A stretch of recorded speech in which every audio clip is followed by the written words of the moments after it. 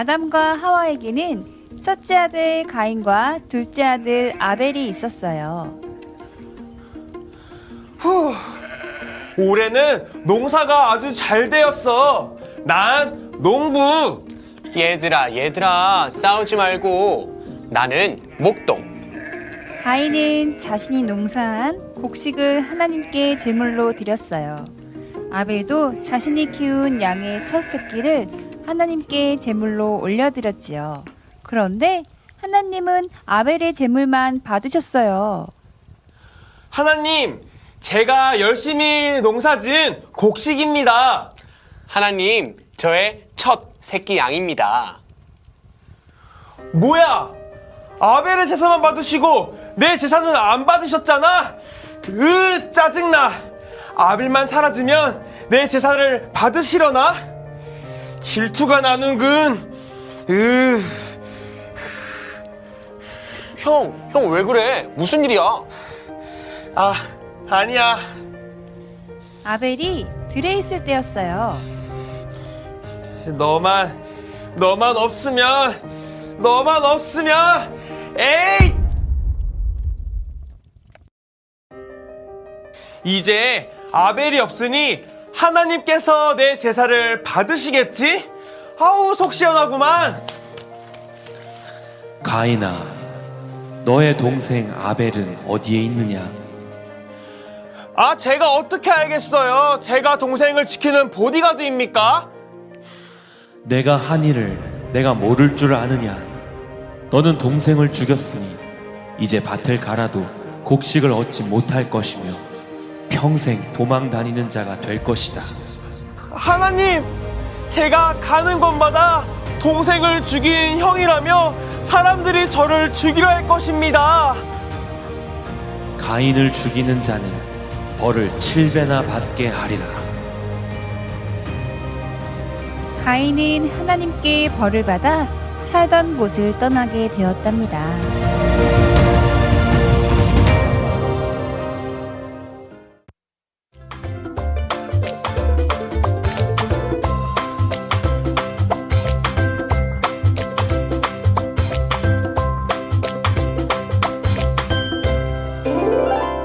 라멕이 아내들에게 이르되 아다와 실라여 내 목소리를 들으라. 라멕의 아내들이여 내 말을 들으라. 나의 상처로 말미암아 내가 사람을 죽였고 나의 상함으로 말미암아 소년을 죽였도다. 가인을 위하여는 벌이 7배일진데 라멕을 위하여는 벌이 77배 일이로다 하였더라. 아멘. 친구들, 가인과 아벨이 등장하는 이야기 성경은 잘 보았나요? 그전 장면 까먹지 말고 다시 한번 떠올려보며 사건을 되짚어 볼게요. 가인은 하나님께서 자신의 제사를 받아주시지 않으셔서 분노했어요. 하나님께서는 자신의 제사를 왜 받지 않으셨는지에 대한 문제를 자신에게 찾지도 않았고요. 하나님의 의도도 궁금해하지 않았어요. 다만 동생 아벨만 없으면 하나님께서 자신의 제사를 받아주실 것이라 생각했어요. 자신의 잘못은 돌아보지 않고 그 모든 책임을 동생에게 돌린 거예요. 가인은 아벨, 너만 없으면 하나님이 내 제사를 받아주실 거야. 질투에 사로잡혔어요. 아벨만 없으면 된다는 생각에 사로잡히기 시작했어요. 하나님은 그 생각을 아시고 가인에게 말씀하셨어요. 창세기 4장 6절에서 7절 말씀 읽어볼까요? 시작! 여호와께서 가인에게 이르시되 내가 분하여 함은 어찌 됨이며 안색이 변함은 어찌 됨이냐? 내가 선을 행하면 어찌 낯을 들지 못하겠느냐? 선을 행하지 아니하면 죄가 문에 엎드려 있느니라. 죄가 너를 원하나 너는 죄를 다스릴지니라. 아멘. 하나님께서 가인과 대화를 하지 않았던 것도 아니었어요. 가인의 재물을 받지 않으신 다음 무시하신 것도 아니었어요. 가인의 안색이 변하자, 얼굴빛이 변하자 하나님께서 말씀하신 거예요. 가인아, 왜 얼굴빛이 울그락불그락하니? 가인의 마음을 읽으시고는 덧붙여서 이렇게 말씀하시죠. 가인아, 너 지금 나쁜 생각하고 있지? 그러지 말아라. 나쁜 생각에 사로잡혀서 죄를 저지르지 말려무나. 하나님은 가인이 죄를 짓도록 내버려 두셨나요? 하나님은 가인의 재물을 안 받고 가인을 무시하시고 아벨만 우쭈쭈 한 게 아니셨어요. 가인이 얼굴빛만 샥 하고 바뀌어도 지나치지 않으시고 찾아가셔서 나쁜 죄를 저지르지 않도록 타이르셨어요. 하지만 가인은 하나님을 무시하고 아벨을 죽였어요. 그 외에 죄책감을 느껴 반성했나요? 그렇지 않아요. 하나님께서는 이 사실을 다 아시고 가인을 찾아오셨을 때 가인은 모른 척했어요. 왜 저한테서 아벨을 찾으세요? 제가 동생을 지키는 사람인가요? 하나님이 얼마나 화가 나셨겠어요. 하나님은 인간을 지으시고 심히 좋았더라 라고 하셨던 분인데 그 하나님께서 가인이 악한 생각을 품자 죄를 짓지 말라고 타일렀는데 하나님을 정면으로 무시하고 살인을 저지른 거예요. 친구들, 하나님은 공평하신 분이셔요. 목숨을 빼앗은 자는 어떻게 돼야 할까요? 당연히 목숨으로 빚을 갚아야죠. 하지만 죄를 저지른 가인마저도 사랑하셔서 어떻게 하시나요? 말씀 읽어볼게요. 창세기 4장 12절 말씀. 시작. 내가 밭을 갈아도 땅이 다시는 그 효력을 내게 주지 아니할 것이요. 너는 땅에서 피하며 유리하는 자가 되리라. 뭘 하는 자요? 유리하는 자요. 일정한 집과 직업이 없이 이곳저곳 떠돌아다니는 사람을 뜻해요. 어느 한 곳에 정착하지 못하게 이곳저곳 떠돌아다니는 벌을 내리셨어요. 가인은 아벨을 죽이는 일은 두려워하지 않았는데 하나님께서 자신을 벌하시는 건 두려웠나 봐요. 다음 말씀에서 뭐라고 이야기하고 있나요? 창세기 4장 14절 말씀 읽어볼게요. 시작.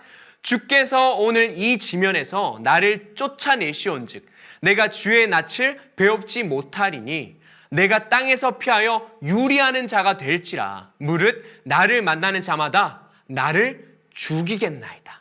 아멘. 나는 최초의 살인자입니다. 사람들이 동생을 죽인 사람이라고 생각한다면 저를 죽이려 할 거예요. 하나님, 저도 제가 떠돌아다니는 벌은 받아야 한다고 생각해요. 하지만 사람들이 절 죽이면 어떡하죠? 자신이 동생을 죽인 건 생각하지 않고 자신이 죽을까봐 겁나서 하나님 앞에 찡얼거리기 시작해요. 하나님이 그건 너 알아서 하고 라고 말씀하실 법도 한데 그러지 않으세요. 다음 말씀을 한번 볼까요? 창세기 4장 15절 말씀 읽어볼게요. 시작. 여호와께서 그에게 이르시되 그렇지 아니하다. 가인을 죽이는 자는 벌을 7배나 받으리라 하시고 가인에게 표를 주사 그를 만나는 모든 사람에게서 죽임을 면하게 하시니라. 아멘. 가인이 사람을 죽인 죄인이었지만 가인을 죽이는 사람에게 7배의 벌을 내릴 것이라 약속하시며 내가 너를 보호하겠노라 말씀하세요. 하나님은 죄를 지은 가인마저도 사랑하셔서 다른 사람들의 분노를 사서 죽지 않도록 해주셔요. 가인을 죽이는 사람은 하나님께서 친히 벌을 주실 것이라 선포하셔요. 그런데요, 가인은 정말 나쁜 사람이에요. 하나님께 받은 벌이 어떤 벌인지 알면서도 자기도 인정했으면서도 하나님이 자신을 보호하실 것을 믿고 벌을 받지 않아요. 창세기 4장 17절 말씀 볼까요? 아내와 동침함에 그가 임신하여 에녹을 낳은지라. 가인이 성을 쌓고 그의 아들의 이름으로 성을 이름하여 에녹이라 하니라. 가인이 아들을 낳자 어떻게 하나요? 그 자리에서 성을 쌓고 머물러 버려요. 성 안에 꽁꽁 숨어 자신의 무리를 만들기 시작해요. 그렇게 그 자리에서 후손을 낳아요. 그 결과 어떻게 되었을까요? 창세기 4장 23절 오늘 본문 말씀이죠. 읽어볼게요. 다시 한번 시작. 라멕이 아내들에게 이르되 아다와 실라여 내 목소리를 들으라. 라멕의 아내들이여 내 말을 들으라. 나의 상처로 말미암아 내가 사람을 죽였고 나의 상함으로 말미암아 소년을 죽였도다. 아멘. 가인을 위하여서는 벌이 7배일진데 라멕을 위하여서는 벌이 77배 1이로다 하였더라. 하나님을 무시한 할아버지의 손자답게 가인의 후손도 하나님을 무시하고 하나님을 이용해요. 가인의 후손 라멕이 다른 사람과 시비가 붙어 좀 얻어맞자 더욱 끔찍하게 복수해버려요. 감히 나를 건들어? 나를 건든 사람은 죽어야지. 정당방위야. 그리고 이어서 더욱 끔찍한 말을 해요. 내 할아버지 가인을 건든 사람은 하나님께서 7배로 벌을 내린다고 하셨지만 사람을 죽였다고 나를 건든다면 하나님께서 77배나 벌을 받게 되게 하실 거야. 하나님이 자신을 보호해 주신다는 말을 철석같이 믿고 벌을 받지도 않고 성에 틀어박혔던 가인도 나쁜 사람이지만 가인의 자손 라멕은 더 나쁜 사람이에요. 가인의 후손 라멕은 자기가 상처를 입었으니 내가 복수한 것은 정당한 일이야 라고 말하며 자기 할아버지를 보호하시는 하나님이 자기도 보호할 거라 선포하며 하나님을 이용해버린 거예요. 나쁜 일을 저질렀으면 반성해야 되는데 하나님을 이용한 거예요. 가인도 그의 후손 라멕도 하나님의 사랑을 이용하고 자기 좋은 대로 살기 바빴어요. 우리 한성 취학부 친구들은 하나님께서 생명을 귀하게 생각하신다는 사실을 기억하시길 바라요. 가인과 아벨은 자신에게 도움이 되지 않는다고 해를 끼친다고 생각하자 가차없이 죽였어요. 하나님은 자신의 생명이 귀한 줄을 알면서 다른 사람의 생명을 무시하는 사람을 미워하세요. 우리 친구들, 다른 사람의 생명에 해를 끼치거나 나쁜 일을 저질렀다면 먼저 용서를 구하는 친구들이 되시길 바라요. 나아가서 누군가 나에게 잘못한 일이 있어도 되갚아주기 위해 고민하기보다 하나님이 우리를 얼마나 사랑하시는지 우리를 사랑하는 그 하나님의 마음을 떠올리시길 바라요. 하나님은 나를 사랑하시듯 우리 주변에 보이는 모든 사람들을 사랑하셔요. 주변 사람들이 나에게 잘못된 일을 저질렀다고 똑같이 갚아주지 마세요. 우리도 원래는 어느 사람이었어요? 바로 죄인이었잖아요. 하나님을 이용하는 사람은 하나님 앞에서 분명 벌을 받게 될 거예요. 하나님을 사랑한다면 하나님의 사랑을 기억하고 베풀어야 돼요. 하나님께서는 분명히 말씀하고 계세요. 우리 친구들 주기도문 기억하시죠? 우리가 우리에게 잘못한 사람을 용서하여 준 것 같이 우리 죄를 용서하여 주옵시고, 우리 친구들은 부모님, 친구, 선생님들에게 나쁜 마음이 들 때 주님 앞에 기도하고 선으로 대해주는 친구들이 되시길 바라요. 우리 하나님의 사랑을 기억하며 남에게 항상 선하게 대해주고 사랑해주는 친구들이 되시길 바랍니다. 기도하겠습니다. 하나님 아버지 감사합니다. 오늘 가인과 아벨 그리고 라멕의 이야기를 들었습니다. 주님, 우리는 누군가가 나에게 잘못을 했을 때 그것을 똑같이 갚아주기보다 하나님의 사랑을 기억하며 그 사랑으로 덮어주고 용서해주는 친구들이 되게 해주세요. 사랑하는 예수님의 이름으로 기도합니다. 아멘. 주기도문 하겠습니다. 하늘에 계신 우리 아버지여, 이름이 거룩히 여김을 받으시오며 나라가 임하시오며 뜻이 하늘에서 이루어진 것 같이 땅에서도 이루어지이다. 오늘 우리에게 일용할 양식을 주시옵고 우리가 우리에게 죄 지은 자를 사하여 준 것 같이 우리 죄를 사하여 주시옵고 우리를 시험에 들게 하지 마시옵고 다만 악에서 구하시옵소서. 나라와 권세와 영광이 아버지께 영원히 있사옵나이다. 아멘. 친구들 안녕, 라라 언니예요. 한 주 동안 잘 지냈어요? 가인과 아벨의 예배를 기억하나요? 우리 친구들은 하나님이 기뻐하시는 예배를 드리고 있나요? 오늘은 라라 언니와 함께 재미있는 냅킨 아트를 해볼 거예요. 준비물은 키친타월, 주방에 물이나 기름을 닦는 휴지예요. 그리고 사인펜, 물을 담을 수 있는 그릇과 물을 이렇게 준비하면 됩니다. 키친타올 2장을 반으로 접어서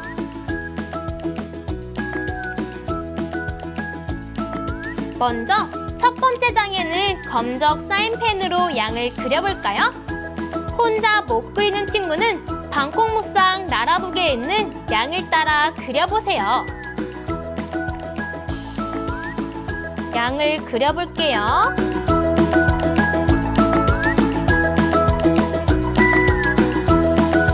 접은 키친타올을 펴서 안쪽에다가 색칠을 예쁘게 칠해볼까요?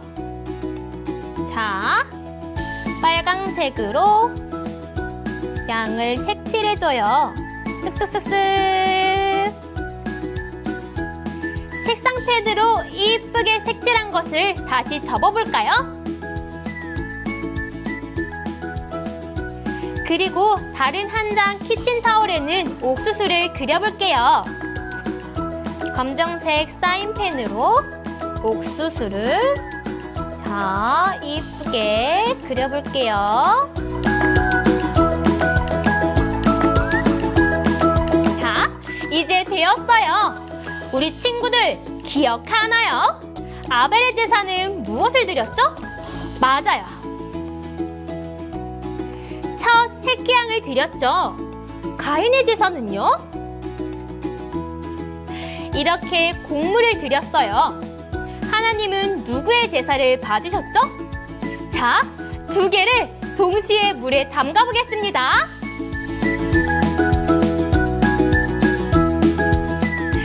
우와, 양이 이쁘게 변하는 게 보이나요? 하나님이 아벨의 제사만 받으셨던 것처럼 양의 색깔만 변하고 있어요. 우리 친구들의 예배도 하나님이 받으시는 예쁜 예배가 되길 바래요. 가족들과 함께 다양한 그림으로 냅킨 아트를 해보세요. 그럼 한 주 동안 방콕 묵상으로 승리하는 우리 친구들이 되어볼까요? 다음 주에 또 만나요. 안녕!